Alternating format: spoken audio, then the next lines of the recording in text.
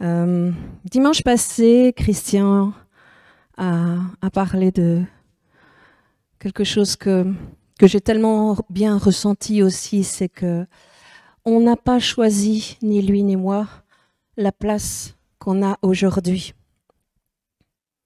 On a simplement répondu à un besoin qui était là. Et on n'est pas des autoproclamés. Et je voulais vous dire, et il a dit également, que c'est pas du tout facile. Et honnêtement, je veux bien céder ma place à quelqu'un. Alors, dans ce que je vais amener, je ne suis pas là pour me défendre ou pour prouver quelque chose ou faire du sexisme spirituel. Alors pourquoi je dis ça? Parce qu'aujourd'hui, je voudrais répondre à des questions au sujet de la femme dans l'Église et des questions qui se posent très souvent. Mais avant tout ça, je voudrais qu'on prenne le passage dans Galates 3, versets 26 à 28 dans la version Summer. Maintenant, par la foi en Jésus-Christ, vous êtes tous fils de Dieu, car vous tous qui avez été baptisés pour le Christ, vous vous êtes revêtus du Christ.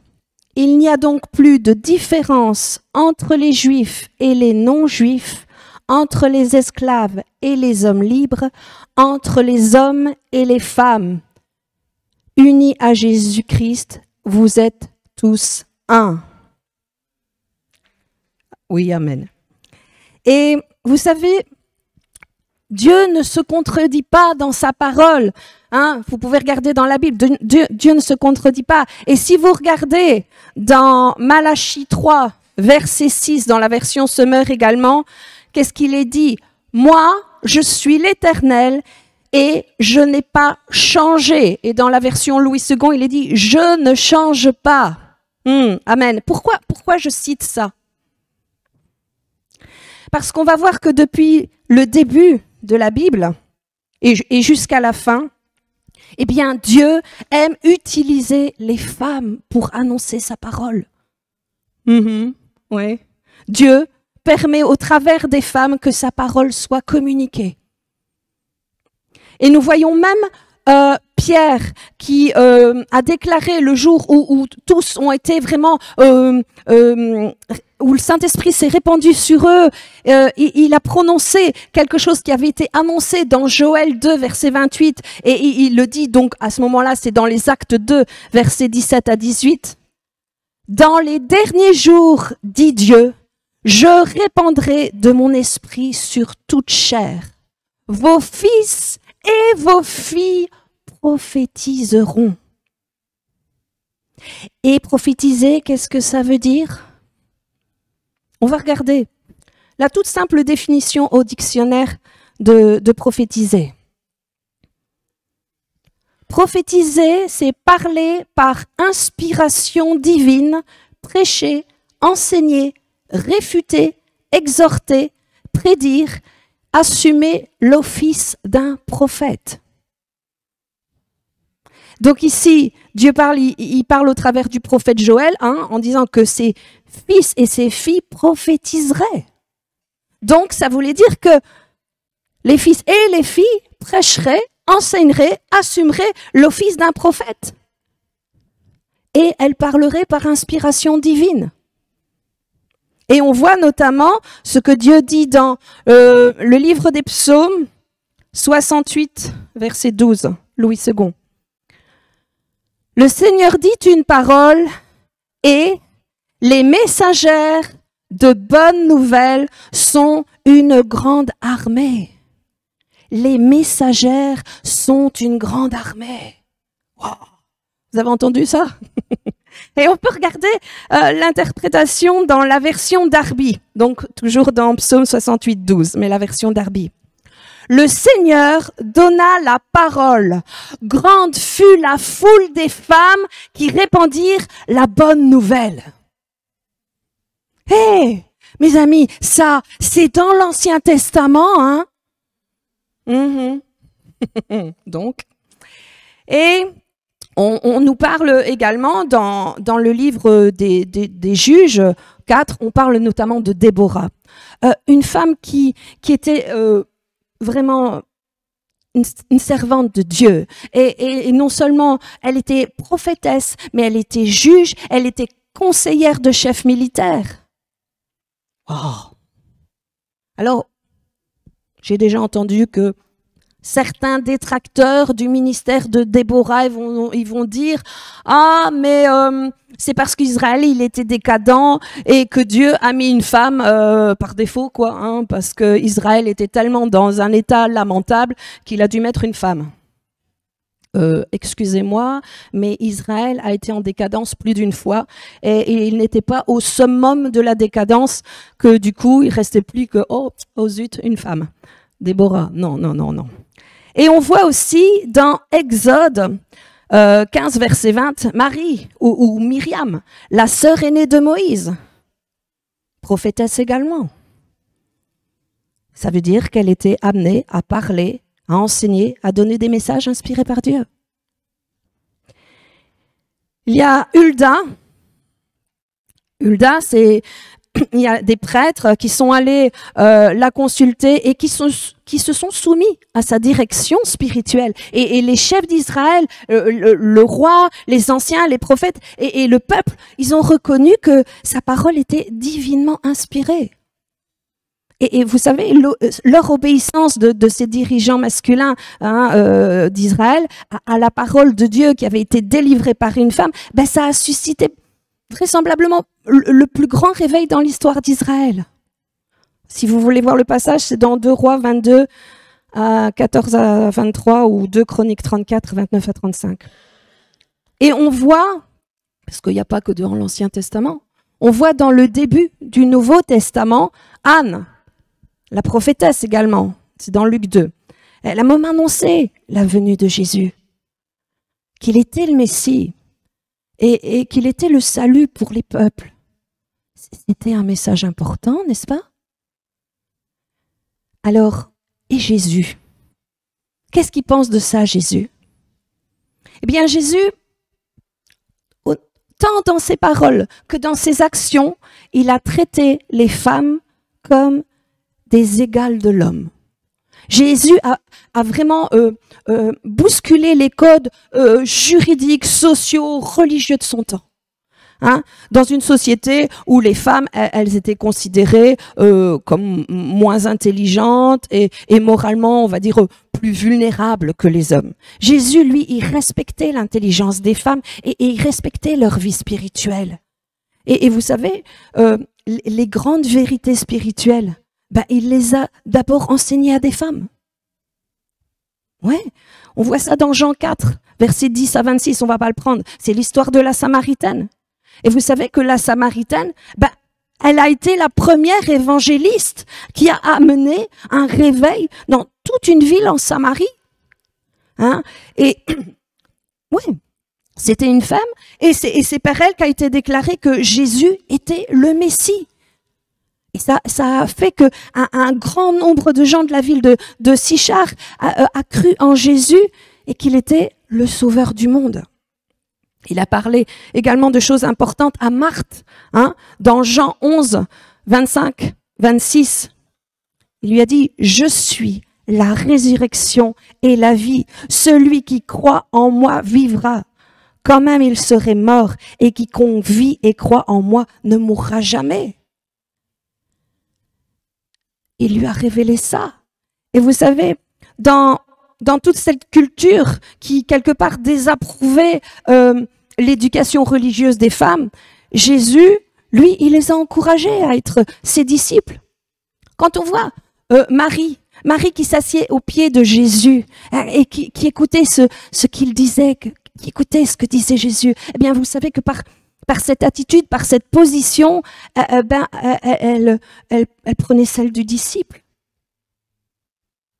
Et Jésus dit d'elle, dans Luc 10, 38 à 42, « Marie a choisi la bonne part, elle ne lui sera pas enlevée. » Je sais pas si vous savez, mais au temps de Jésus, les disciples, je ne parle pas des disciples de Jésus, je parle des disciples en tout genre, hein, ceux qui suivaient des enseignements, qui suivaient les rabbins, eh bien, les disciples devaient suivre donc les enseignements des rabbins et quelque part, ils devenaient à leur tour pratiquement les rabbins eux-mêmes.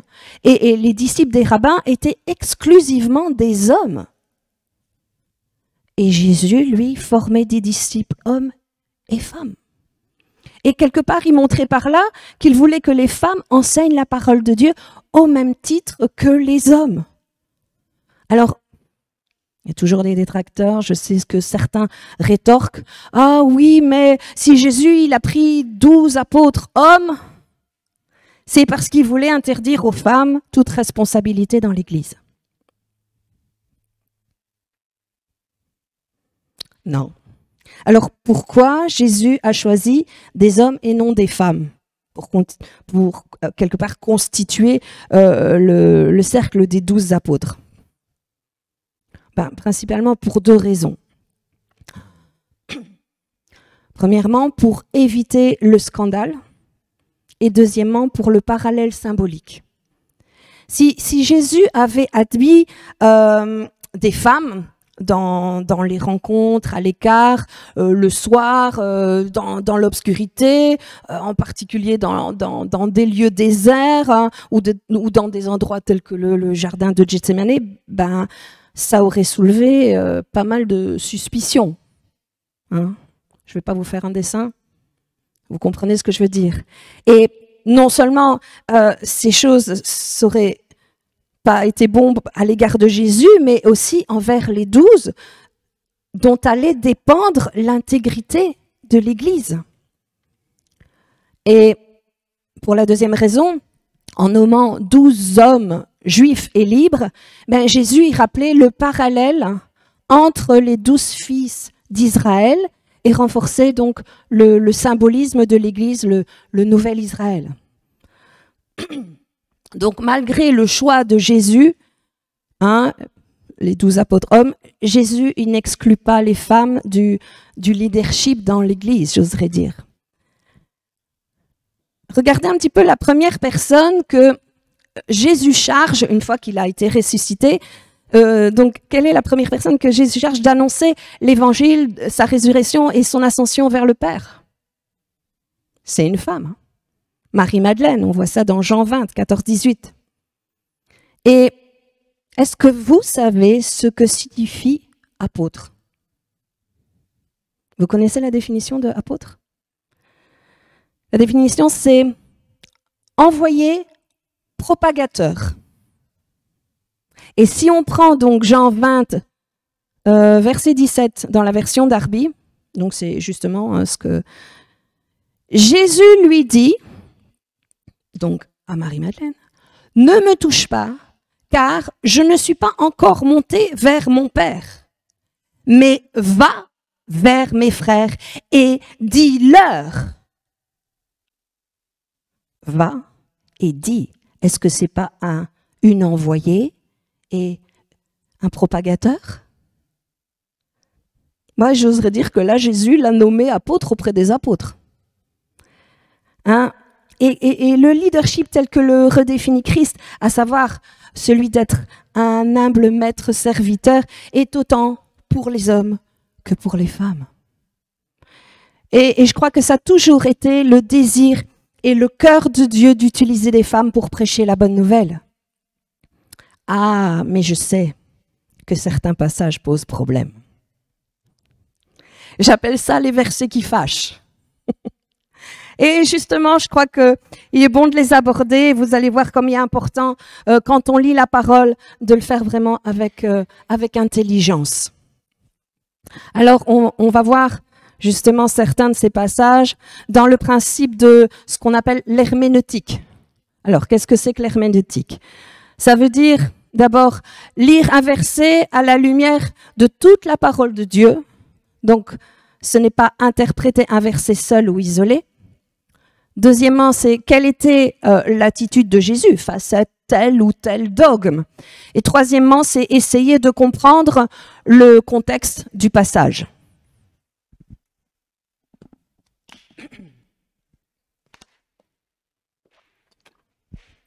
Alors on va prendre maintenant le passage, donc c'est sur la clé, puisque c'est la version Louis II 21,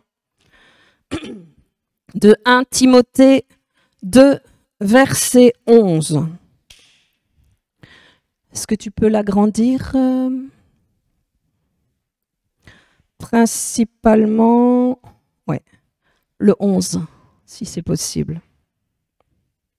Donc 1 Timothée 2, verset 11. Du coup, vous voyez justement cette application. C'est sur cette application que vous avez les différentes versions bibliques et que vous avez donc les traductions en grec. Vous pouvez aller voir. Donc si ça vous intéresse, vous avez la référence. Écoutez bien. Que la femme s'instruise paisiblement dans une entière soumission. Je ne lui permets pas d'enseigner et de dominer sur l'homme, mais je lui demande de garder une attitude paisible. Là, Agathe est en train de tirer une balle dans le pied. Je peux quitter l'estrade. Non. On va faire une étude de ce texte. Pour commencer, si on voit bien le verset, je ne sais pas pour vous, moi je ne le lis pas bien, mais j'espère que pour vous. Pour commencer, regardez, donc, tout le début. Regardez ce que Paul dit. Que la femme s'instruise.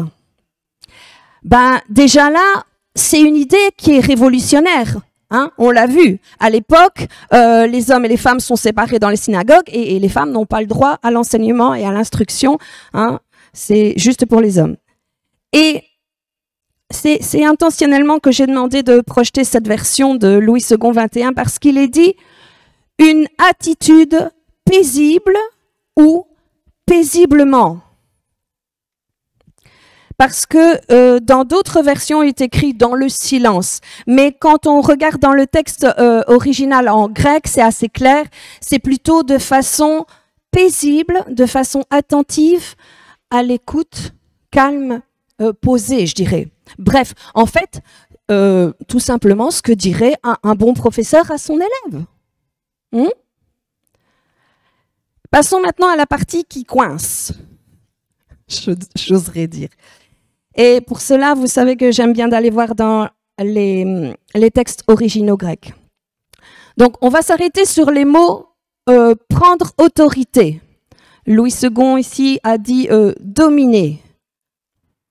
Et autorité, c'est le mot autantéo en grec. Et vous verrez que c'est la seule fois où il est cité dans le Nouveau Testament. Et vous savez, sa définition, elle est très intéressante. Selon les interprétations du grec ancien, ça veut dire que c'est une autorité qui agit comme un maître absolu, celui qui agit de sa propre autorité, autoproclamée. Et ce mot, ça va même très loin dans le sens de tuer de ses propres mains un autre. Et en grec, entre le mot donc enseigner et autorité, nous avons un petit mot. C'est le mot oudé, qui fait le lien justement entre les deux. Et ce mot oudé, c'est un mot de liaison qui a pour but de renforcer une idée donnée entre deux mots. Si je devais donner un petit peu un comparatif en français, je dirais « il parlait en criant ». Comprenez? Alors, ce qu'il faut comprendre dans ce verset, c'est ce que ça veut dire, c'est « il n'est pas permis à la femme d'enseigner en étant autoritariste, en étant despotique ou comme un dictateur ». Ce texte, il ne dit pas que la femme ne peut pas enseigner, mais il dit comment elle ne peut pas enseigner dans l'attitude, c'est-à-dire avec un caractère despotique, autoritaire. C'est ça que ça veut dire en fait. Alors, on va passer maintenant à un autre verset qui fâche. C'est dans 1 Corinthiens. Tu peux prendre la version Darby, mais moi je vais vous le lire dans la version second. Verset 34. Que les femmes se taisent dans les assemblées, car il ne leur est pas permis d'y parler. Ben oui, hein, parce que la place de la femme, c'est à la cuisine, pour ceux qui ont vu la vidéo. Alors, c'est un passage qui a posé beaucoup de questions à beaucoup de chrétiens. Alors, on y va de nouveau, hein, avec une bonne étude de texte. Donc, on va prendre dans la version Darby, donc 1 Corinthiens 14, et on va prendre à partir du verset 31. Car vous pouvez tous prophétiser. On est toujours dans le même passage, hein. Et un peu plus loin, il est écrit, verset 34, « Que vos femmes se taisent dans les assemblées, car il ne leur est pas permis de parler. » Quoi? Alors, il dit qu'on peut tous prophétiser, et on sait ce que ça implique, et juste après, il dit « La femme ne peut pas parler. » Il y a quelque chose de pas logique. Alors, on va relire ensemble, verset 34. Que vos femmes se taisent dans les assemblées, car il ne leur est pas permis de parler, mais qu'elles soient soumises comme le dit aussi la loi. Ah, donc alors c'est la loi qui dit ça. Mais de quelle loi Paul parle ici? Puisque nulle part, et on l'a vu dans l'Ancien Testament, il en est question. On ne trouve aucun verset, aucun commandement donné par Dieu où il est dit que la femme doit se taire. Alors, de quelle loi Paul parle ici? Eh bien, c'est la loi des pharisiens. Et pour comprendre, il faut qu'on aille de nouveau dans le grec. Et là, si on peut mettre la petite image avec le texte en grec, donc c'est ce passage avec la traduction en grec. Et si tu peux agrandir un petit peu. Vous voyez, il y a une petite flèche qui va vers un signe, un genre de N avec des virgules. Eh bien, vous savez, ce signe, c'est une exclamation en grec.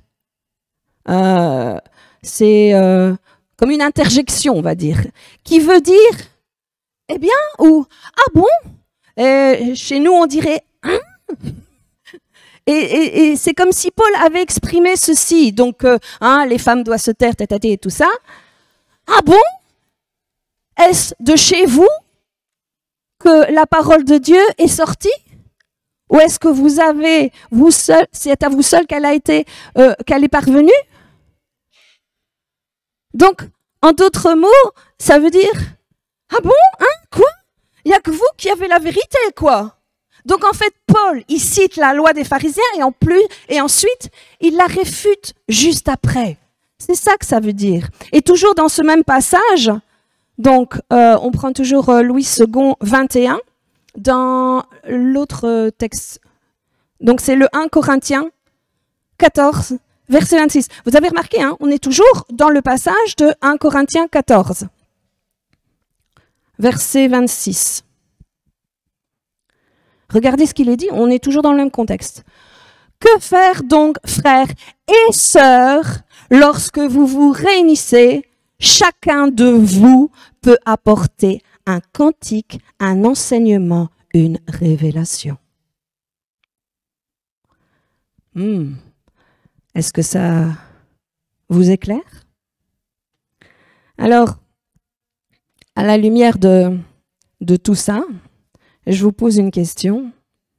Est-ce qu'une femme peut enseigner?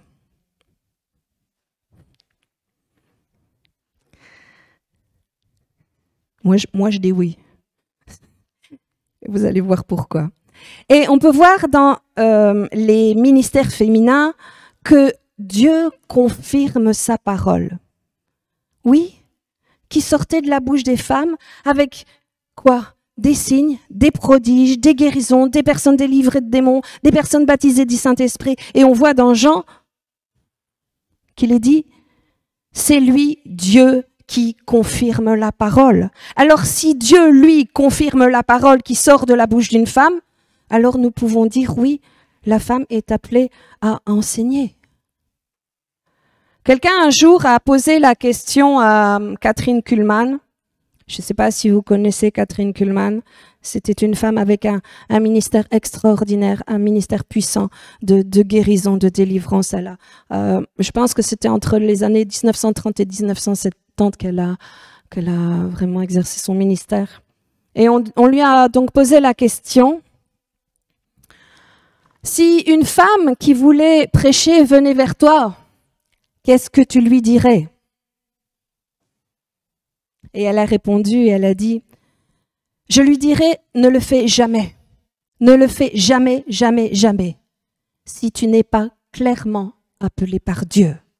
Par contre, si tu es appelé par Dieu, que rien ne t'arrête. Fonce, fonce, prêche, annonce, proclame, et que la puissance de Dieu soit avec toi.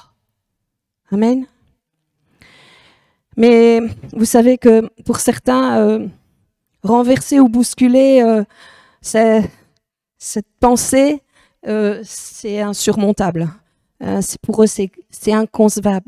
Et je ne sais pas si vous connaissez Johanna Exbraya. On a eu l'occasion de mettre parfois des vidéos et notamment il y a beaucoup de citations dans ce que je vous annonce qu'elle a donné. Et elle parlait d'une situation, pour illustrer ce genre de situation, que il y a certains hommes qui sont là en train de se noyer, et puis il y a des femmes qui viennent et qui ont là une bouée, qui peuvent l'aider et qui peuvent lancer la bouée pour les sauver. Et les hommes refusent, disent non, parce que tu es une femme. C'est un peu ça pour certains. C'est absurde, mais c'est ça. Et ça me rappelle Rachel, Rachel Hickson. Je ne sais pas si vous vous souvenez d'elle, elle est venue parmi nous. Elle et son mari, qui sont tous les deux donc dans le ministère, des gens extraordinaires et vraiment inspirés par Dieu. Et vous savez qu'au début de leur appel, c'était principalement Gordon qui exerçait le ministère. Et c'était lui qui prêchait, c'était lui qui enseignait, il se déplaçait, sa femme suivait. Et un jour, Rachel lui a fait part de toute son... pas insatisfaction, mais elle disait, je sens qu'il y a quelque chose que je dois faire, et comme si elle n'était pas comblée. Et elle sentait qu'elle devait enseigner, et Gordon, qui est un homme plein de sagesse et qui sait écouter Dieu et qui est plein d'amour pour sa femme, il a compris l'appel de Dieu sur la vie de Rachel. Et il a donc exhorté sa femme à le faire, à enseigner, à commencer. Et ce qu'elle a fait. Et elle a commencé. Et ce qui a fait que, comme je l'ai dit précédemment, Dieu a confirmé sa parole au travers d'elle. Dieu a approuvé ce qu'elle faisait et elle a commencé à avoir, du résultat. Au travers de ses messages, au travers de ses prières, c'était vraiment, elle a pris un essor.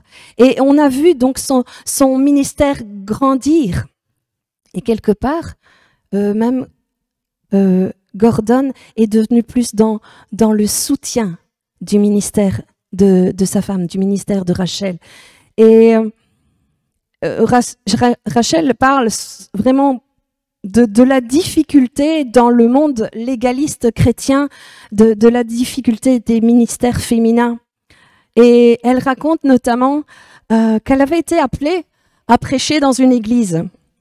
Et que donc elle a le pasteur de la dite église qui donc communique avec elle au téléphone et il dit ah oui on est content de te recevoir, il y aura d'autres pasteurs, tout est prêt, tu viens à telle heure, enfin vraiment tout est prêt pour toi pour ta venue, mais il lui dit moi je ne viendrai pas.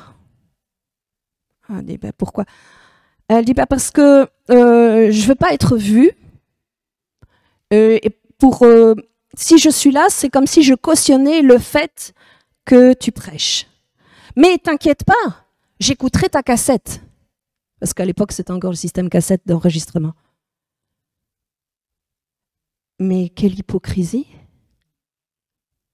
Donc, tu viens, t'invites parce que cette personne a un ministère, parce qu'il y a du résultat, Mais t'es pas là parce que tu as peur d'être vu vis-à-vis des autres pasteurs ou des autres responsables, parce que tu veux pas cautionner quelque chose. Mais c'est quoi? Mais tu vas écouter la cassette.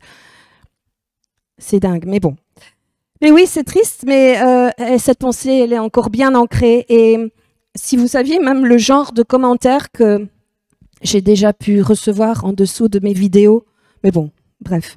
Et à ces personnes-là qui disent que la femme ne peut pas enseigner, admettons, hein, elle n'a pas le truc, elle n'a pas l'onction, elle n'a pas le droit, Dieu lui a pas donné, elle n'a pas la capacité, admettons, ok. Mais moi, je me pose une question. Hein? Pourquoi vous donnez alors le droit à ces femmes d'enseigner à l'école du dimanche aux enfants? Les enfants sont le public, l'auditoire le plus vulnérable. Et si quelqu'un doit absolument pas enseigner, ben, je suis désolée, mais moi je lui laisserai pas mes enfants. Vous voulez pas qu'elle enseigne à des adultes qui sont des personnes avec une maturité, avec une capacité de réflexion ou de discernement. Mais par contre, vous la laissez enseigner des enfants qui sont crédules et qui prennent et qui reçoivent tout.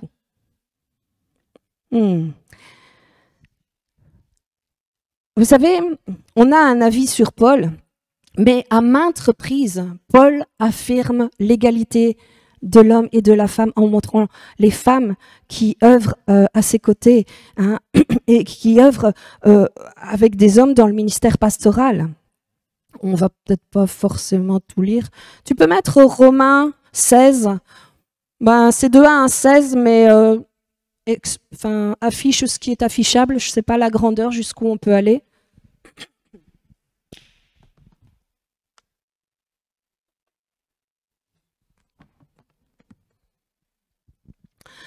Donc là, dans Romains 16, du verset 1 à 16, en fait, Paul salue par leur nom 10 personnes.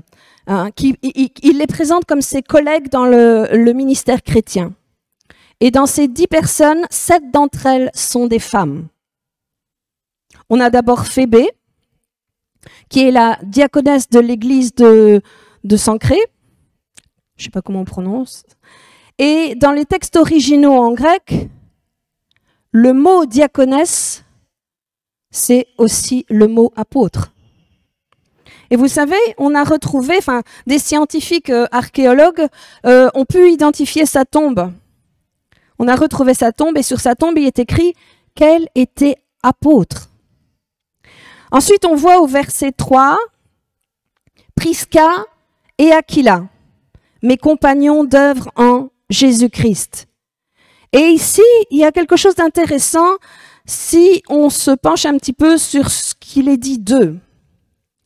Hein, donc c'est un couple. Hein. Au début, lorsque Paul les rencontre, on voit ça dans Actes 18-18, il dit Aquila et Prisca. Parce que souvent, suivant la coutume grecque, on nomme d'abord le mari. Mais vous allez voir que dans chacun des passages où il est question de leur ministère actif, il désigne Prisca en premier. C'est ce qui est tout à fait contraire à l'usage en grec. Il est donc quasi certain qu'elle jouait un rôle important, je dirais même essentiel, dans leur ministère à tous les deux. Et en faisant ainsi que Prisca soit la première qu'il salue, eh bien, c'est la forme la plus respectueuse envers son nom. Et Paul le fait toujours.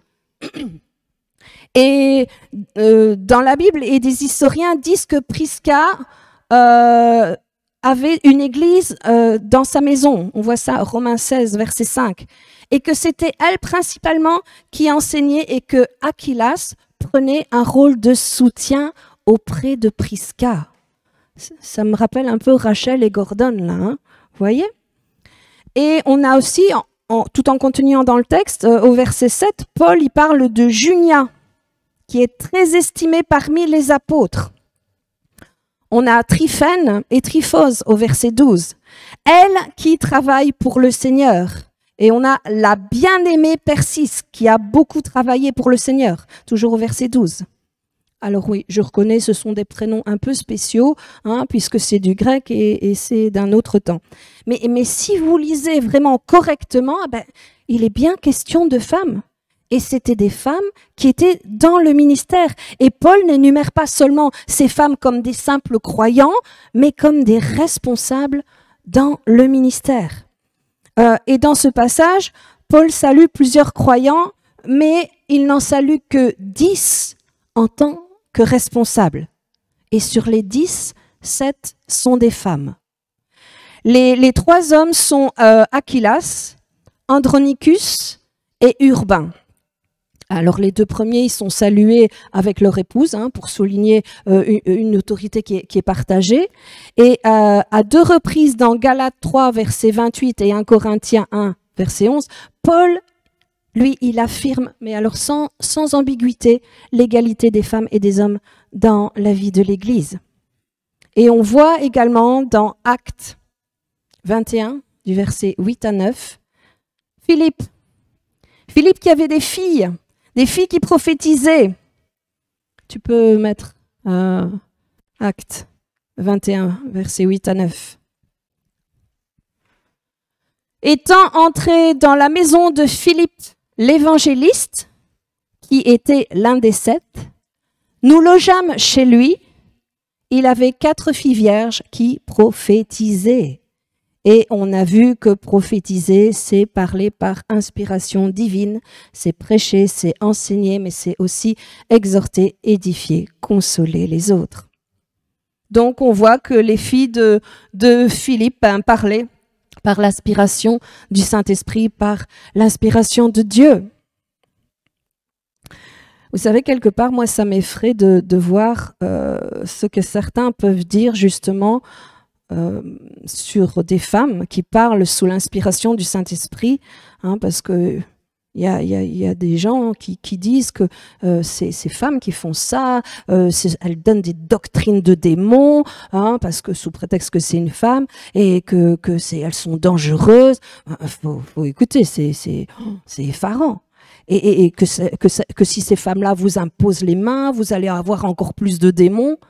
Ouais, non, je vous assure, c'est des choses que j'ai entendues.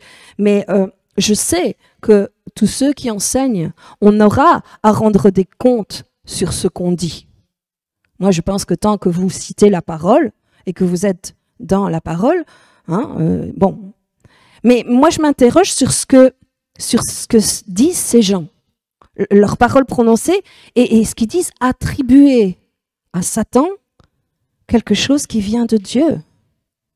Si ces femmes parlent sous l'inspiration divine et que ces personnes disent d'elles que c'est des doctrines de démons,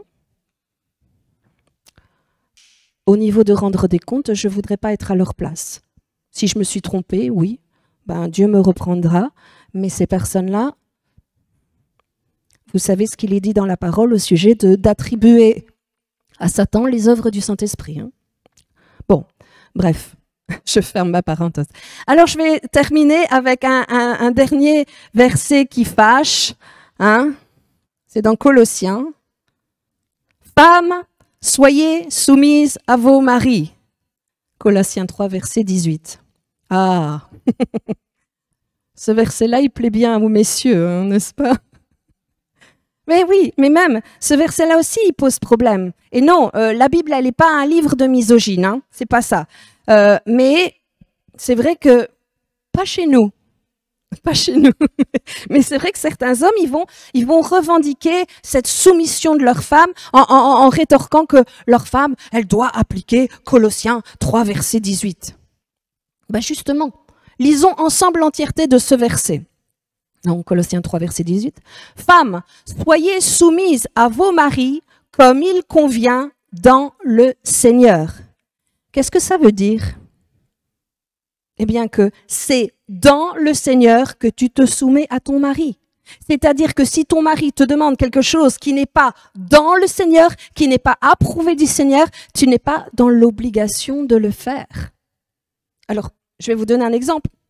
Un peu gros, hein, je vous le concède, mais si ton mari te dit « Viens, on va braquer une banque demain », tu n'es pas soumise à ton mari dans le Seigneur. Vous savez, à la réunion de prière, il y a Camélia qui vient et elle nous a raconté quelque chose. Elle a une amie qui est une femme de pasteur et vraiment, elle est à son service. Oui, je vais dire les choses comme ça. Et vraiment, elle fait tout pour. Il rentre, il n'a plus rien à faire. Elle lui défait tout, elle lui défait les chaussures. Il s'installe dans le canapé, elle lui donne tout, elle lui donne à manger et tout. Et comme il est pasteur, des gens de son assemblée lui donnent énormément de nourriture, des préparations et plein d'aliments. Mais vraiment en très grande quantité, elle raconte. Et elle dit, et c'est terrible parce que il mange évidemment, mais il y a beaucoup. Mais il dit, non, c'est ma nourriture. Il garde tout. Il n'est pas question que sa femme y touche, il n'est pas question que ses enfants y touchent, il n'est pas question, avec le trop, de distribuer. Et elle disait, mais Camilla, elle observait ça, et elle disait, mais les aliments se gâtent, mais ils gardent, parce que c'est sa nourriture. Je suis désolée, je me soumets à mon mari quand il me dit, là, Agathe, tu dois pas te mettre en colère. Parce que c'est ce que la parole, c'est ce que le Seigneur nous dit. Hein, ou Agathe, tu ne dois pas faire ça parce que... Et il y a des choses qui sont dans la parole. Et là, je suis OK. Je dis oui, tu as raison, ça je dois faire. Ou dis, là, tu dois rester dans la paix. OK, je me soumets. Mais quand c'est des choses comme ça, on n'est pas dans des principes bibliques. Quand Dieu nous demande de partager et de donner, il y a quelque chose qui ne va pas. Et pourquoi cette femme accepte ça? Mais moi, j'étais stupéfaite de me dire, mais comment on peut faire ça? Et t'es pasteur. Donc, il n'y a pas que les femmes qui sont un danger. Hein. Je suis désolée, mais... Donc... Et vous savez, donc c'est avec cette mauvaise compréhension de ce verset qu'il y a souvent un problème. Et parce que des femmes se retrouvent dans des situations où elles croient qu'elles doivent obéir et tout accepter des demandes tordues, je dirais, de monsieur. Parce qu'elles doivent être soumises à leur mari. Et quelque part, l'homme, il est très content de lui rappeler ce verset, hein, évidemment. Mais... je voudrais quand même continuer la lecture. Et là, on va prendre Éphésiens 5, verset 25. Louis II, c'est bon.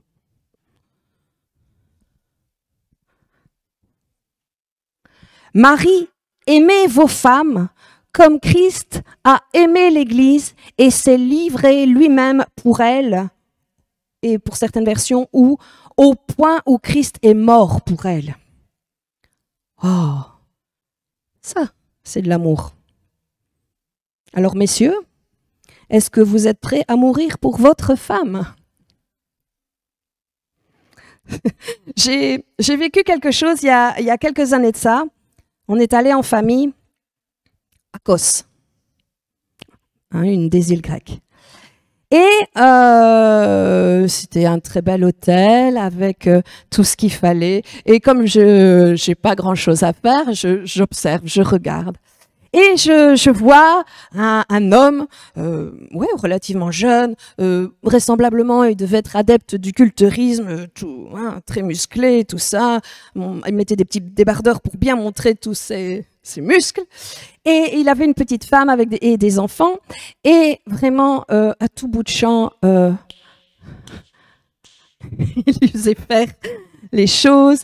Elle lui mettait de la crème, il réclamait, elle était au petit sein, elle lui ramenait à manger. Enfin, bref, elle était vraiment... Et sur le temps du repas, d'un des repas, donc j'observe tout ça. Et en fait, ce genre d'hôtel, vous avez vraiment tout des buffets, donc vous vous servez de ce que vous voulez. Et qu'est-ce qui se passe? J'ai assisté donc au tremblement de terre à Kos.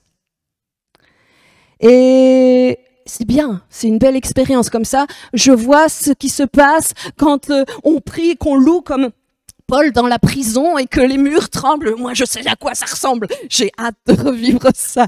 Non, c'est vrai, j'étais dans la paix, il n'y avait pas de souci avec ça. Et donc, on était dans ce restaurant et ça commence à trembler. Je vois les assiettes, les plats, tout qui tombe par terre, les gens qui commencent à courir. Mes enfants étaient partis, ils cherchaient à manger. Je dis, je regarde où je suis, j'étais sous une arche. Je me dis, vu la construction ici, je ne risque rien. Je vais rester à ma place pour que mes enfants me retrouvent parce qu'ils étaient partis se servir. Et je voulais rester en contact visuel. Mais en même temps, j'observais ce qui se passait. Ouais, j'arrive à faire ça pendant un tremblement de terre. Et je vois ce monsieur. Et il avait des enfants, mais détalé comme un lapin, laisser femme, enfant et tout, et tracer dehors et sortir en courant, même pas prendre un de ses enfants ou réconforter ou quoi. C'est ça, messieurs, êtes-vous prêts à mourir pour votre femme? Et je me suis dit, oh là là, ça m'a marqué, mais moi j'ai appris quelque chose là. Donc, Marie, aimez vos femmes. Voyez, et c'est ça que j'aime bien dans la parole, parce qu'il y a un bel équilibre dans la parole.